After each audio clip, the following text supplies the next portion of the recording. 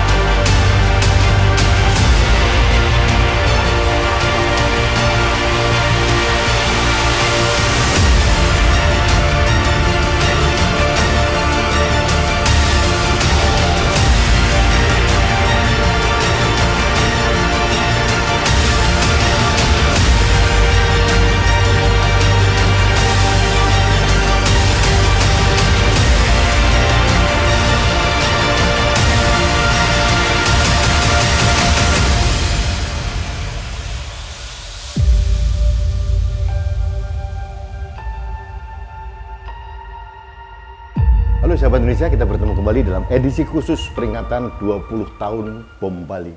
Nah, saya sudah wawancara dengan beberapa orang dan kali ini saya berbicara dengan salah satu pejabat tinggi di Densus 88. Sudah ada di samping saya, beliau adalah Bapak Brigjen Polisi Arif Mahfud Diharto.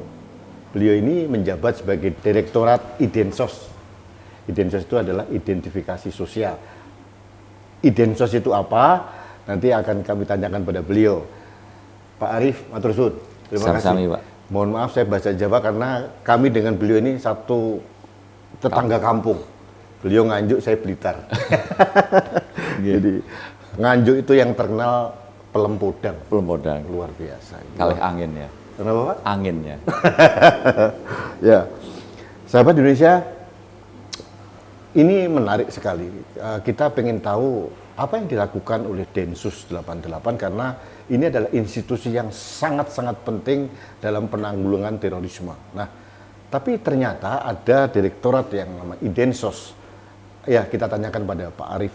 Pak Arif, nyun sewu, sebelum kita masuk pada peringatan 20 tahun Bom Bali, mohon pencerahan. Tupoksi dari Idensos itu apa ya? Yang pertama, kami sangat berterima kasih bisa silaturahmi dengan Pak Rudi dan seluruh sahabat Indonesia. Dan kami sampaikan secara garis besarnya bahwa identifikasi dan sosialisasi ini adalah kegiatan dari keseluruhan Densus 88 yang melakukan pendekatan kemanusiaan. Soft approach, pendekatan dengan istilahnya empati terhadap teman-teman kita yang dilakukan penegakan hukum. Karena kita melakukan kegiatan deradikalisasi. Ya, deradikalisasi ini kita awali dengan penegakan hukum, statusnya adalah tersangka. Jadi kita berawal dari setelah dilakukan proses penegakan hukum itulah kita melakukan identifikasi. Identifikasi ini berkaitan pembinaan selanjutnya atau pendampingan berkelanjutan sampai nanti dia berada di dalam otoritas Densus 88. Jadi kita memprofiling para tersangka ini yang kita tangkap ini dengan latar belakangnya sampai dengan mengapa dia menjadi teroris. Tahapan-tahapan itu yang kita tanyakan kepada mereka, termasuk membantu penyidik untuk proses selanjutnya. Jadi kita menghindari perlakuan-perlakuan yang melanggar hak asasi manusia untuk dia dengan sadar, dia dengan tidak terpaksa memberikan keterangan kepada kepolisian yang nantinya akan menjadi tahap penyidikan. Tetapi di samping itu, identifikasi juga melakukan profiling terhadap apakah mereka ini akar permasalahan dari mereka menjadi radikal ini memang dari ideologinya atau mereka adalah hanya sebagai korban. Terpengaruh. Nah, ini kan nanti akan bagaimana kita mentreatment mereka. Pak Arief, persepsi publik terhadap Densus 88 itu kan penindakan. Masalah Densus ini jarang ditahu karena sepengetahuan publik, termasuk saya ini sampai saat ini, bahwa kegiatan deradikalisasi itu dilakukan oleh BNPT. Nah, ternyata Densus juga melakukan hal yang sama. Apa bedanya yang dilakukan oleh BNPT dengan Densus 88? Ini kita juga sampaikan bahwa sebenarnya ini menjadi program prioritas Presiden dengan penanggulangan terorisme ini lebih menekankan pada kegiatan pencegahan dan deradikalisasi. Terus untuk sebagai senjata akhir atau sebagai alternatif terakhir itu adalah penegakan hukum. Itu adalah kebijakan dari Presiden secara nasional, sehingga mau nggak mau ini menjadi program prioritas dari kementerian dan lembaga, termasuk dari Polri dengan Polri, sehingga di Densus pun juga akhirnya istilahnya ada turunannya melakukan program deradikalisasi juga, yang tentunya ketika kita juga pada awal kita melakukan kegiatan sejak berdirinya Densus itu juga kita melakukan penegakan hukum, tetapi kan juga ada sisi-sisi yang kita juga evaluasi dari dampak penegakan hukum itu, sehingga kemanfaatan penanggulangan terorisme ini ketika dilakukan penegakan hukum kan tentunya juga kita terus evaluasi. Apakah kegiatan ini pada akhirnya menyadarkan orang-orang yang kita tangkap, ataukah keluarganya ini juga sadar, ataukah nanti akan menjadi teroris yang banyak setelah dilakukan penegakan hukum. Jadi artinya dari Densus ini mempunyai profiling yang lebih komplit ya, dari hulu sampai hilir gitu, itu. Nah, inilah Pak, ketika kita melakukan kegiatan pendekatan secara kemanusiaan, mau nggak mau hubungan emosional antara teroris dengan kita dan keluarganya akhirnya terbentuk di situ, sehingga sampai proses penghukuman di dalam lapas sampai dia bebas kembali ke masyarakat, hubungan itu tetap terjalin. Nah, inilah yang akhirnya sebenarnya kegiatan yang dilakukan oleh BNPT itu sebenarnya juga sama.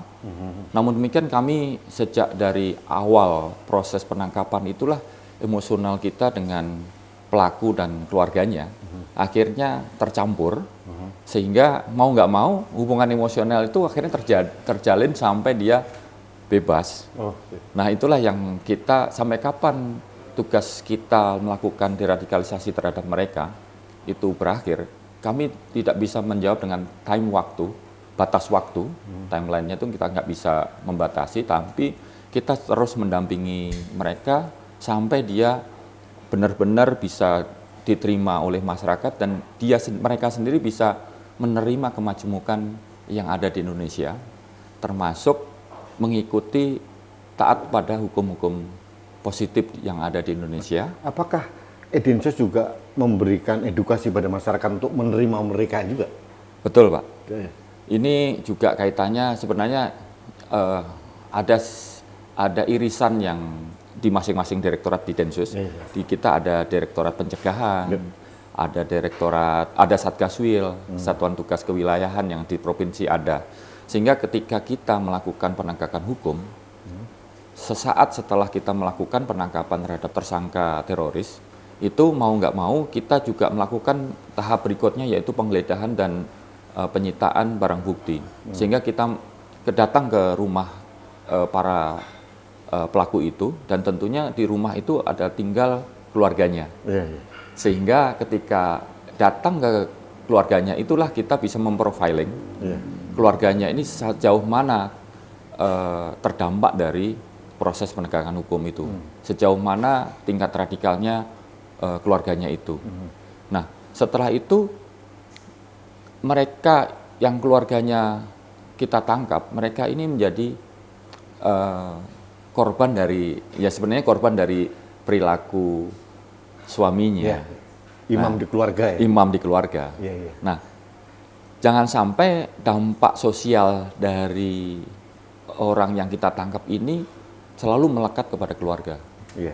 Labelingnya sebagai keluarga teroris, stigmanya itu, terus dampak sosial ketika imam keluarganya ditangkap, sehingga nanti terjadi timbul permasalahan baru lagi yang mau tidak mau, akhirnya mereka membenci pemerintah yang akhirnya mengkristal jadi generasi baru dari kelompok mereka. Sehingga inilah kita ini menggandeng stakeholder yang terkecil kalau di Kesatuan Polri adalah Polsek, Polres, untuk kita juga bisa titipkan nasib mereka, dan kita bisa menggaransi bahwa keluarga yang kita tangkap aman saja di dalam tahanan kita, mengikuti proses sampai persidangan, dan tentunya ketika dia nanti pada tiba waktunya dia akan membesuk atau berjumpa dengan pihak yang keluarga yang ditangkap, ini kita bisa fasilitasi. Dia tidak perlu keluar uang, dia tidak keluar sampai sejauh itu ya? Sampai sejauh itu, Pak. Sehingga proses deradikalisasi ini selesai deradikalisasi di dalam, dan ini proses disengagement atau pemutusan hubungan ketergantungan dengan jaringan awal ini bisa kita pindahkan dengan stakeholder yang ada di lingkungannya. Oh gitu, Pak Yun Sewu. Kalau penegakan hukum, tadi disampaikan oleh Bapak pasti ada dampak sosial. Ya, tadi sudah dijelaskan secara komprehensif, tapi juga akan ada dampak ekonomi bagi keluarga. Nah, apakah Densus juga melakukan hal seperti itu? Secara ekonomi? Pak. Sebenarnya itu bukan tugas kewajiban kami, tetapi kita yang tahu persis karena kita selalu melakukan kajian dari dampak dari proses penegakan hukum itu. Sedangkan kami sendiri pribadi, saya sudah melaksanakan tugas anti teror ini kurang lebih 16 tahun. Sehingga kami dari pangkat AKP naik kompol naik AKBP, tentunya kan kita berproses itu dan melihat kemanfaatan dan apa. Pak Arief 16 tahun di Densus? 16 tahun. Dari AKP? Dari AKP sampai dengan Brigjen. Bintang 1. Luar biasa. Oke, lanjut Pak. Nah itulah Pak, kita akhirnya kita harus memberikan contoh kepada stakeholder atau kepada kepolisian di wilayah untuk ini loh, kita memberikan contoh dulu, memberikan guidance yang tentunya polisi wilayah atau stakeholder yang lainnya itu mau bertindak seperti itu pada awalnya ketakutan dengan kami, salah melangkah sehingga takut disalahkan oleh Densus. Sehingga kita memberikan contoh dulu dengan membentuk komunitas, memperdulikan keluarga para tersangka itu untuk memberikan jaring sosial. Jadi sebelum ada COVID kita melakukan pembagian sembako, kita sudah melakukan pembagian sembako kepada keluarga teroris, sehingga mereka tidak lagi kelaparan atau tidak lagi ini. Ketika nanti dipertemukan dengan para tersangka di dalam, si tersangka atau kepala keluarganya ini tidak merasa lagi bahwa tidak merasa lagi kekhawatiran untuk menafkahi,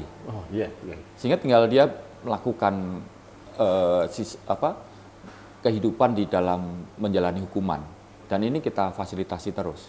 Ya, ya. Sehingga ini adalah mempercepat proses deradikalisasi atau penyadaran bahwa pemerintah ini sebenarnya tidak menyengsarakan masyarakat. Masyarakatnya. Iya. Karena apapun terjadi mereka juga warga negara Iya, Indonesia. Gitu. betul Pak. Nah, Pak, Idensos sudah berapa tahun nih di dalam Direktorat Idensos ini? Kalau Direktorat Idensos itu sudah ada sekitar 2018 Pak dengan STOK Jadi yang 4 baru. tahun ya? Iya. Nah, oke. Kalau sudah 4 tahun, bagaimana evaluasi Bapak sejauh ini, selama 4 tahun ini, efektivitas dari program yang Bapak sampaikan tadi sejauh mana? Kalau kita bisa mengukur dari tingkat teroris yang melakukan aksi teror, ini kan jauh lebih berkurang dibanding tahun lalu Pak. Ini termasuk parameter juga ya? Parameter kan, Oke. parameter yang bisa di ini. Yang pertama, yang kedua, residivis, kambuhnya kembali ex-napiter untuk melakukan aksi teror, ini sangat kecil sekali. Karena mereka yang sudah kita bisa deradikalisasi, menjadi kembali ke masyarakat, itu kita pilihin untuk melakukan deradikalisasi kepada kelompok mereka, termasuk di dalam rutan khusus terorisme yang kita kelola di Densus, itu juga kita lakukan untuk menceramahi yang ada di dalam, sehingga tingkat penyadarannya lebih tinggi. Jadi istilahnya dia penyintas, lebih efektif dia melakukan menceramahi orang-orang yang baru kita tangkap atau masih di dalam tahanan. Termasuk ketika di lapas seperti Nusa Kambangan, orang-orang yang kita lakukan deradikalisasi bersama dengan BNPT dan Ditjenpas yang ada di Nusa Kambangan itu, kita ambil, kita keluarkan dari lapasnya, keliling ke lapas-lapas yang lain yang ada napiternya untuk menceramahi. Sehingga proses itu menjadikan mereka banyak sekali yang sekarang ini cabut baiat dan sumpah setia terhadap NKRI. Sekarang banyak di lapas-lapas. Berarti kan tingkat penyadarannya sekarang ini cukup tinggi. Artinya program kerja Indonesia itu outcome-nya tadi outcome-nya. Itu ya. Karena ini kan pendampingan ini Pak. Kita tidak bisa melakukan kerja sendiri. Densus 88 ini juga nggak bisa melakukan kerja sendiri dan tidak bisa mendeklar keberhasilan dari kami. Karena ini kan proses penegakan hukum itu dari Polri pindah ke kejaksaan karena tidak ada tempat penahanan dititip ke kita. Nah nanti setelah vonis baru ke lapas-lapas. Nah di lapas-lapas ini kalau kita bisa kerjasamakan. Artinya gini, Densus 88 melalui Direktorat Densus ini menggalang kerjasama semua stakeholder ini. Oh, gitu. Pak Arief, mohon saya dikonfirmasi. Jadi saya agak berubah mindset saya. Sebelumnya ini Pak Arief, bahwa parameter keberhasilan Densus itu kalau semakin banyak nangkep teroris. Nah, sekarang saya melihat bahwa kalau dengan penjelasan Bapak tadi bahwa parameter keberhasilan Densus 88 adalah semakin sedikit teroris yang ditangkap dan semakin banyak yang tersadar. Dan itu kerjaan dari Idensos sebetulnya salah satunya. Iya. Nah, ini juga kita kemarin waktu 17-an, Pak. Waktu 17-an itu biasanya mereka yang sudah sadar itu mengibarkan bendera di komunitas-komunitasnya. Kemarin kami akomodir yang dari khususnya ex-napiter dan keluarganya yang ada di Jawa Barat. Dia berkeinginan menjadi petugas upacara, baik dari Danub, baik itu dari para pengibar pengerek benderanya, maupun dari para pembaca Pancasila, pembukaan undang-undang dan proklamasi dari mereka semua. Terus dilanjutkan dengan lomba-lomba yang diikuti oleh keluarga sama anak dan istrinya. Nah ini kan ini menjadi contoh bahwa konkret bahwa mereka sudah mulai menerima. Saya dengar juga Umar Patek juga jadi paskibraka. Ya, di lapas waktu di lapas. Nah inilah Pak yang kami sampaikan bahwa kita di Densus ini kita dari hulunya.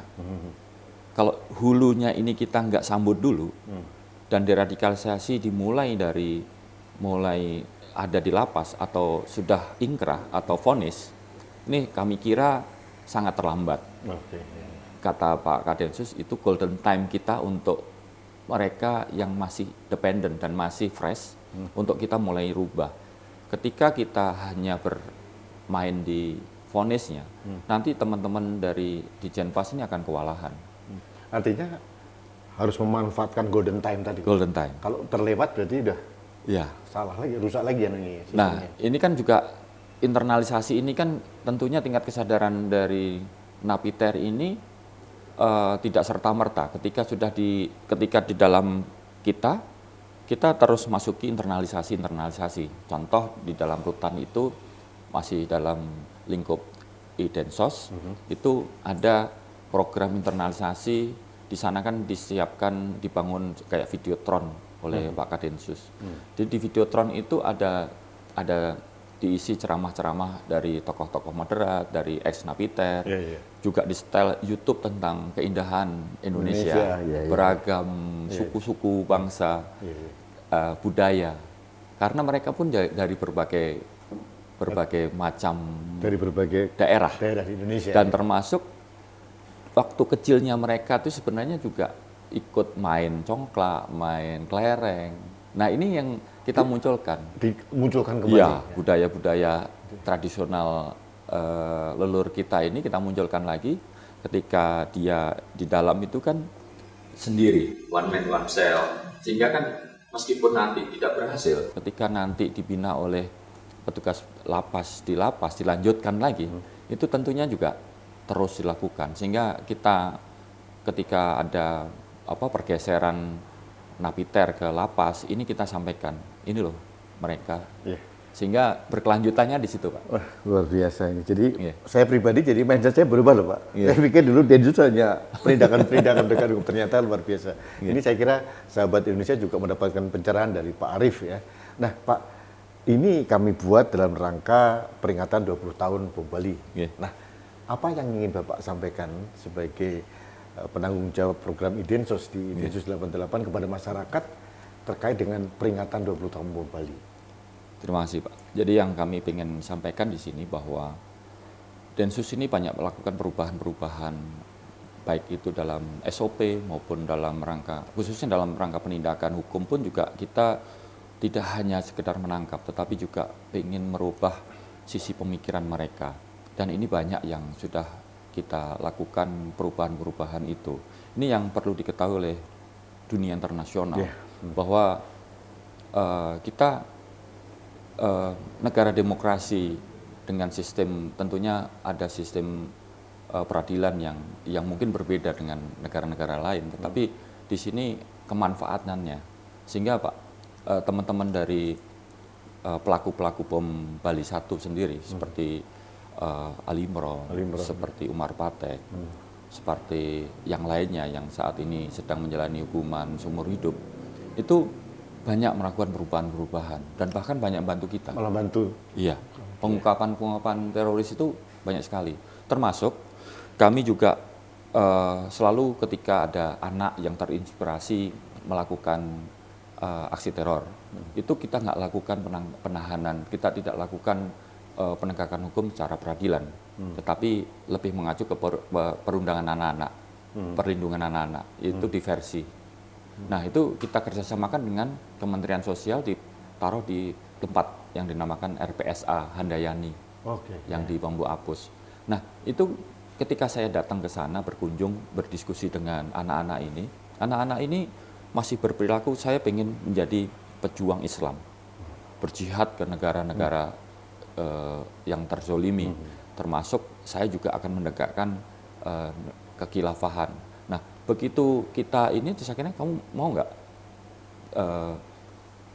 wawancara dengan atau video call dengan Umar Patek dan Ali Imron. Kebetulan kan kami dekat sama petugas-petugas yang jaga beliau-beliaunya itu. Nah, begitu video call dengan tokoh-tokoh ini, karena Umar Patek juga pejuang yang katanya pejuang Islam yang pergi ke disegani juga yang berangkat ke Filipina ini. Begitu di ini, anak-anak ini akhirnya bisa berkurang rasa ininya. Nah ini kan kita terbantu dengan teman-teman ini, saudara-saudara kita yang dulu melakukan bom Bali 1, tetapi dengan melalui program deradikalisasi ini, mereka tersadarkan dan justru menjadi menjadi banyak membantu kita. Nah itu Pak. Jadi artinya Direktorat Idensos ini melakukan kegiatan humanis di dalam penanggulangan terorisme ya. Kita juga selama ini Pak, jadi kita ini kan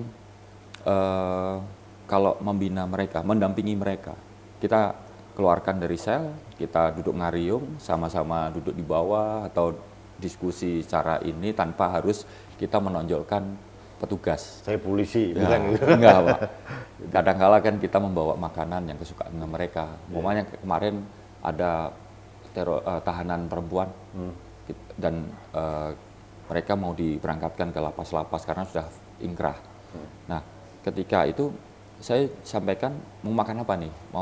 Sekarang mau makan kebuli. Nah, nanti pertemuan berikutnya kita makan coto Makassar karena ada beberapa orang tahanan dari Makassar. Sehingga mereka akan kangen dengan budaya-budaya yang asli ada. mereka. Ya, di situ Pak pendekatan kita itu selalu seperti. Jadi ada pendekatan yang sangat humanis. Termasuk ketika mereka sakit, Pak. Nah, ini yang penting. Ketika mereka yang sakit, termasuk dirawat di rumah sakit, anggota kami yang mendampingi, termasuk yang nyuapin. Nah, ini akhirnya terbentuklah emosi itu tadi, Pak. Termasuk ketika ketika ada napi yang ada di dalam lapas atau ada di rutan kita sampai meninggal sakit terus meninggal dunia, bukan kita lakukan pengekangan tapi dia karena sakit. Nah, karena memang kenapa ketika kita tangkap tanya riwayat penyakitnya. Nah, ketika dia sakit di dalam tahanan itu juga kita lakukan pemulasaran jenazah yang sesuai dengan selayaknya lah. Iya, selayaknya. Termasuk kita mengirim tanpa harus keluarganya itu keluar sebesar apapun. Kita sampai terbangkan mereka ke tempatnya dan kita upacarakan pemakaman selayaknya yang.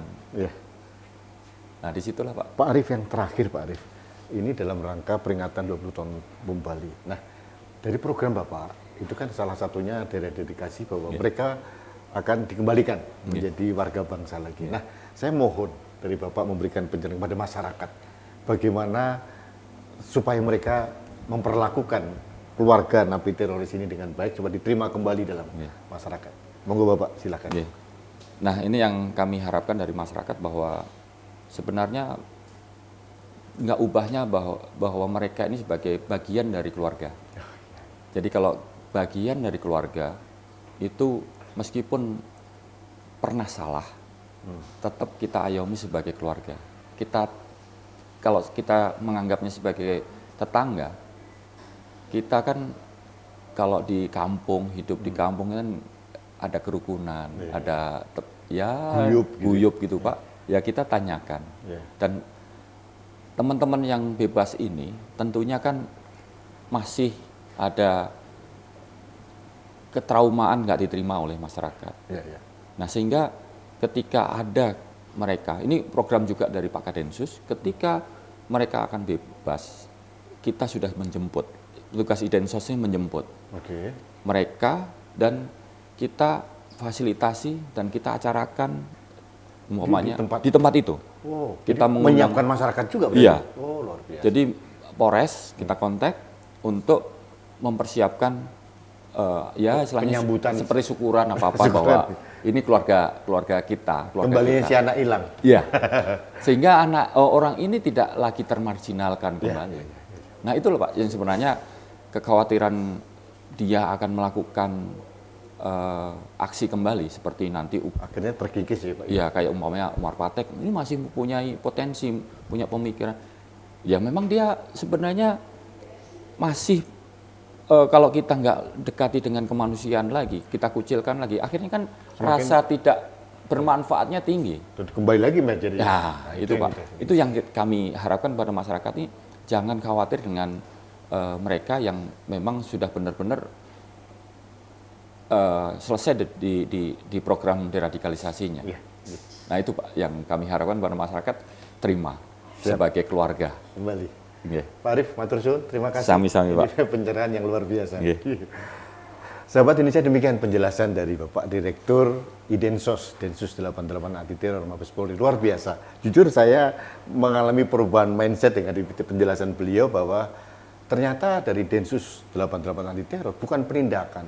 Kata beliau tadi dalam sebelum diskusi, malah penindakan itu kurang dari 5%. Jadi langkah-langkah pencegahan, kemudian menyiapkan para napiter dan keluarganya bahkan untuk diterima kembali di masyarakat itu dilakukan secara terprogram, komprehensif dan integratif. Nah, tugas kita sebagai masyarakat sekarang bagaimana menerima mereka karena itu sudah dibina dengan sangat baik oleh teman-teman dari Densus 88 khususnya di Direktorat Idensos.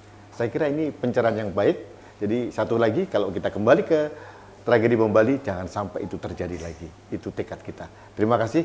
Kita bertemu kembali dalam edisi khusus peringatan 20 tahun bom Bali berikutnya. Sampai jumpa.